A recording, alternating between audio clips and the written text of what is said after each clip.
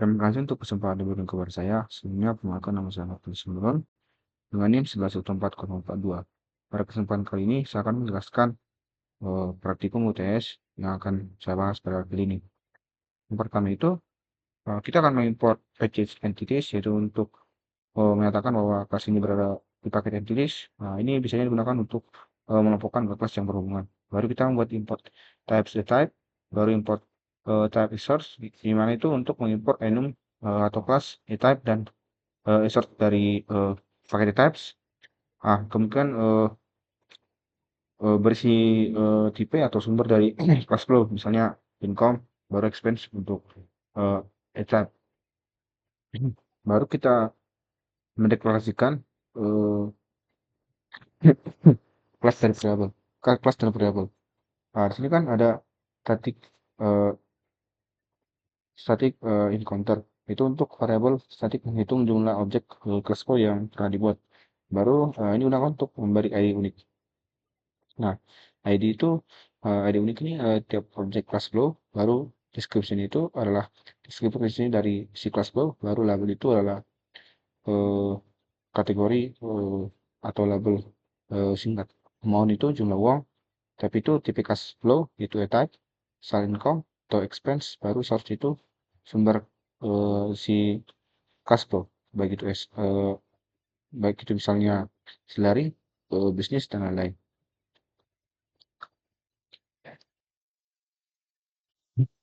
Baru di sini kan ada konstruktor di mana eh, ini digunakan untuk membuat objek baru si kelas flow. Kan di sini ada this ID, this type, source, this label, this description, dan this mount.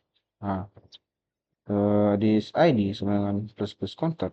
Artinya itulah setiap objek baru akan otomatis diberi ID unik atau incremental. Baru untuk parameter type, eh, source, label nanti dan sebagainya itu akan diinisiasi ke atribut objek. Nah, di sini eh, setelah itu ada getter dan setter yang memungkinkan akses ke variabel private. Kan di sini ada get ID untuk mengambil ID, get type untuk mengambil atau mengubah tipe cash flow, baru ada get source. eh Get source itu untuk mengambil dan mengubah sumber cash flow. Ada get label. Get label itu untuk mengambil dan mengubah label, baru get description itu untuk mengambil dan mengubah deskripsi, baru nanti ada eh, get amount itu eh, untuk mengambil dan mengubah jumlah uang. Intinya itu getter itu baca, setter itu ubah. Baru ada method to string. Di sini ada method to string. Nah, di sini metode ini akan menjalankan eh, atau kita jalankan ketika objek itu dicetak melalui sistem out. Nanti akan menampilkan representasi si string dari objek yaitu ID, tipe, lalu sumber, label, deskripsi, dan jumlah uang. Nah, di sini kan ada type get value dan source get value. Nah, ini biasanya untuk ini type dan source. Nah, ini untuk punya metode get value digunakan untuk mengambil nama atau nilai si enum. Nah, untuk selanjutnya itu eh, kita akan membuat si repository. Nah, yang pertama itu yang akan kita bahas itu adalah si package repository, di mana kita mengimport package repositories, baru import entities cash flow, ada type source dan a type, lalu yang terakhir itulah Java util release.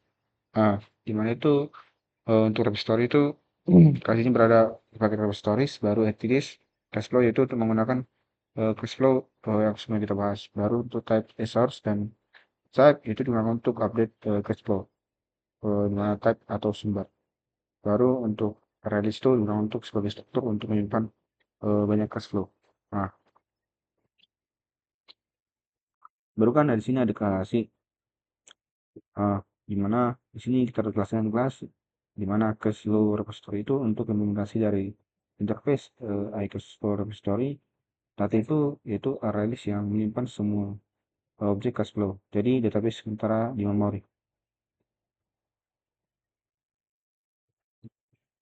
Lalu kita ada metode repo get all cache flow, yaitu untuk mengembalikan semua data cache flow yang ada di repository.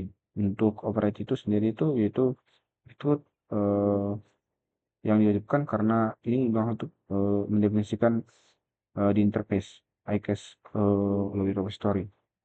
Ada juga metode repo add cache flow. Nah,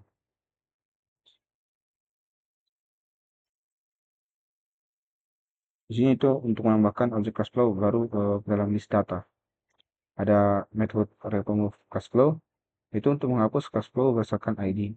Nah, untuk remove eh, kan di sini ada remove if, baru nanti eh, ini kita gunakan untuk menghapus semua objek si class flow yang ID-nya sama dengan parameter ID. Nah, di sini kita mengembalikan true jika ada yang dihapus, baru nanti false jika tidak ada.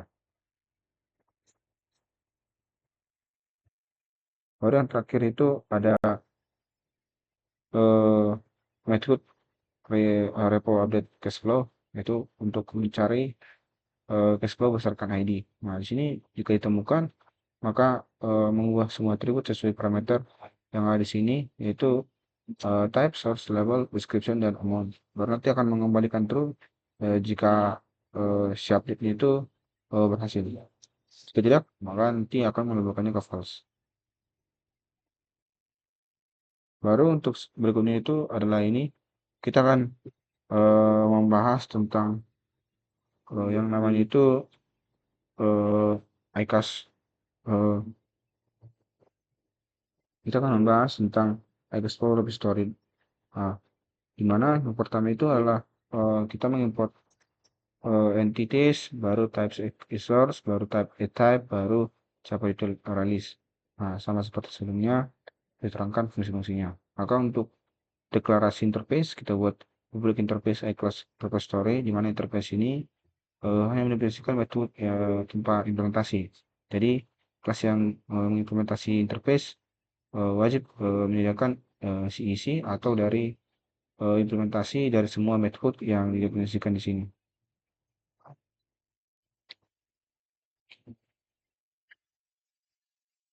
Lalu ada metode ambil semua cache flow, itu untuk mengembalikan semua cache flow dalam bentuk release. Baru nanti tidak ada implementasi di sini dan hanya tanda tangan di metode. Baru ada tambah cache flow, itu untuk menambahkan objek cache flow. Baru di crop story ada juga hapus cache flow, yaitu untuk menghapus cache flow berdasarkan ID, mengembalikan true jika berhasil, false jika ID tidak ditemukan. Baru ada update cache flow, itu untuk metode ini metode ini tidak menerima objek basic cache flow, berarti nanti recovery detail atribut itu langsung kan. Baru nanti akan mengembalikan true jika update berhasil. Nanti kalau false jika ini tidak ditemukan. Baru ada ya sudah siap, ternyata sudah siap. Baru selanjutnya itu kita akan beralih ke yang namanya itu cash flow service. Di mana yang pertama di sini yang kita lihat itu kita membuat paket service di mana kita mengimport repositories, explore stories, ada entities, explore stories, types, type source, dan Java itu list. Nah, setelah itu kita menampilkan semua yang pertama itu kita membuat atau mendeklarasikan kelas dan atribut. Kita membuat cache flow service untuk mengoperasikan interface iCache service. Nah, dimana ini harus menyediakan semua metode yang didefinisikan di interface.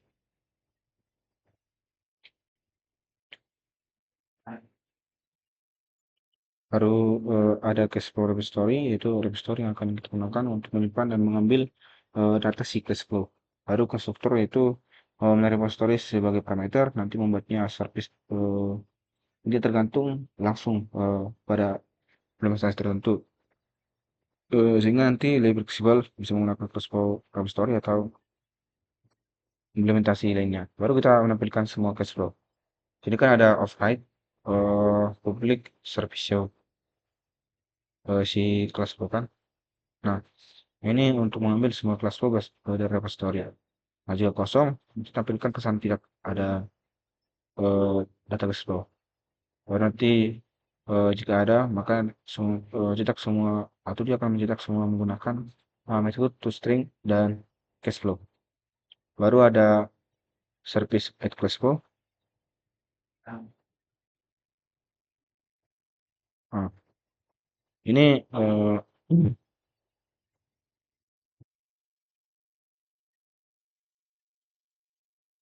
nah, ini kita gunakan untuk mengubah si string type dan string source menjadi MD type dan juga source menjadi from string. Karena di sini ada public void service at flow dengan parameter string type, string source dan lainnya. Nah, di sini jika ada sumber yang tidak valid, maka dia akan menampilkan pesan error seperti ini. System out tidak valid. Baru nanti jika valid, maka dia akan membuat objek cache flow baru disimpan ke repository. Baru ada di sini menghapus si cache flow. Kita bisa lihat di public void service remove cache flow dari parameter integer ID.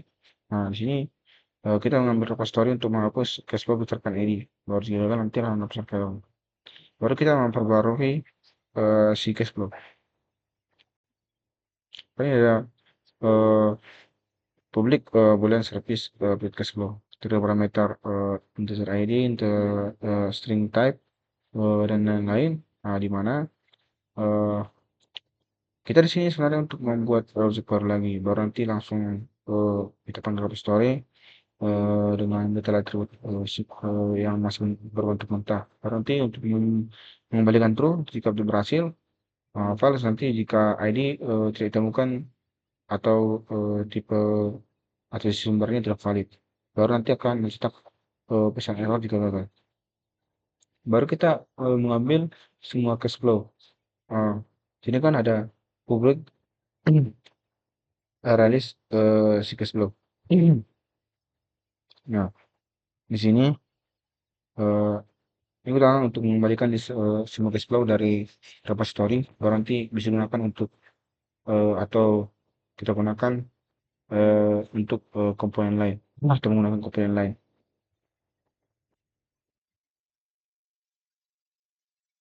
Selanjutnya itu yang akan kita bahas itu adalah si bagian terpentingnya juga itu IKAS flow service, di mana di sini kita seperti mengetahui sini ada mengimport kiris cash flow, baru ada import category list. Nah, sini ada beberapa interface IKAS flow service, yaitu di mana sih interface itu hanya mengimplementasikan hasil implementasi. Baru kelas nanti mengimplementasikan interface misalnya dengan cash flow service, baru nanti mewajibkan menyediakan implementasi dari semua metode di sini. Baru ada metode dari interface, yaitu menampilkan semua cash flow, void service show cash flow. Nah, ini metode untuk menampilkan semua data cash flow. Baru tidak menerima parameter karena hanya mengambil dari semua data dari repository. Baru ada menambah cash flow, ada void service cash flow, itu untuk menambah cash flow baru dengan parameter berupa data-datanya, baru hapus cash flow itu dengan menggunakan void service reverse cash flow itu dari parameter ID. Untuk ingin menghapus cash flow berdasarkan ID. Baru nanti untuk memperbarui cash flow, kita menggunakan service update cash flow. Itu dari parameter ID, type, dan lain sebagainya. Baru kita mengambil semua cash flow menggunakan release cash flow. Baru kita mulai ini untuk mengembalikan list semua cash flow dari repository. Nah, ini berguna jika ada komponen yang lain misalnya yang butuh data mentah.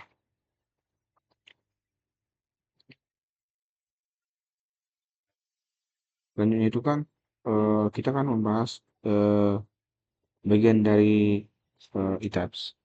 Dimana yang pertama eh, kita eh, mendeklarasikan enum. Kita tahu kan bahwa enum itu adalah tipe data khusus eh, eh, untuk tipe misalnya kita dapat khusus yang kita bilang itu memiliki sekumpulan kesenjangan. Nah, sorry itu memiliki 5 konsultan yaitu cash, investment, loans, shipping, dan others. Ada atribut value, eh di mana itu value itu menyimpan representasi string dan enum.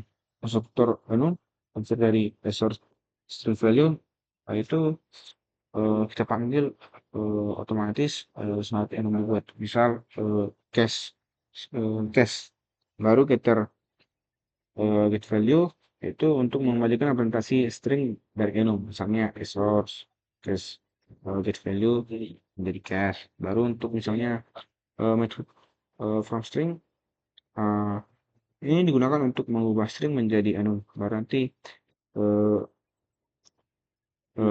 inject set enum dari sort value. Nanti akan dibandingkan yang pertama itu case name baru s value. Nanti jika cocok dia akan menggunakan enum, dan jika tidak cocok akan memberikan nol. Baru yang berikutnya itu eh kita kan membahas tentang si type Java. Nah, yang pertama kan eh sebenarnya di sini kita itu mendeklarasikan enum. Di sini kan ada public enum type. Nah, enum ini memiliki dua konstantan tetap yaitu inflow dan outflow. Inflow itu untuk uang masuk, outflow itu untuk uang keluar. Baru ada dua atribut value dan konstruktor, di mana value itu untuk menyimpan representasi string enum. Baru konstruktor dipanggil saat si enum itu kita buat, contohnya inflow, eh, string inflow. Itu. Baru getter value itu untuk mengembalikan string mewakili enum. Ini kan ada ditulis public string get value. Baru ada method from string. Sini kan ada mengubah input string menjadi enum type. Baru nanti dibandingkan dengan tname dan value value. Nanti sama juga jika cocok akan membalikan nol, jika tidak cocok akan membalikan nol. Selain itu kita akan membuat ketika buat itu si input itu Java, di mana nanti uh, kita mengimport si Java model scanner, baru nanti eh, kita membuat deklarasi kelas dan scannernya di sini. Di sini kan ada public class input itu baru ada di bawahnya itu uh, repeat static scanner. Nah, input util itu kelas utilitas lah. Baru scanner itu bisa scanner untuk membuat atau membaca input dari si sistem kita atau si keyboard kita. Baru static itu eh, untuk membilang bahwa hanya ada satu si scanner untuk seluruh aplikasi kita. Lalu ada public static string input string info, eh, baru ada string name soalnya input util dot input. Di sini kan masukkan nama. Di sini info itu teks yang ingin ditampilkan sebelum mengetik input. Contohnya masukkan nama itu eh, titik bukan langsung itu langsung di print. Baru nanti ada scanner next time next line itu untuk membaca seluruh baris yang diketik user. Berarti akan mengembalikan si hasil input itu sebagai bentuk string.